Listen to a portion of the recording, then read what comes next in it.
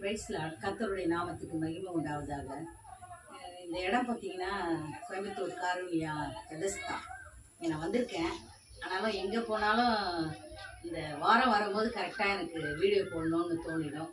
அந்த நேரத்தில் ஆண்டவருடைய காரியத்தில் நான் கரெக்டாக செஞ்சுருவேன். அவருக்கே மகிமை உண்டாவதாக.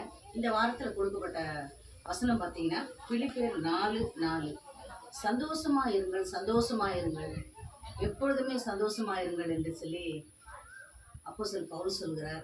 கடவுள் நம்மளுக்கு ஒரு சந்தோஷம் நம்ம இருதயத்தில் கொடுக்கும்போது ரொம்ப சந்தோஷமா இருக்கும், ரொம்ப மகிழ்ச்சியாக இருக்கும்.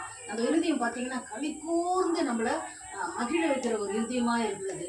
அதே இருதயம் பார்த்தீங்கன்னா ஒரு சின்ன ஒரு கஷ்டம் நமக்கு வரும்போது அதே இருதயம் நம்ம சோர்வு அடையவும் செய்கிறது.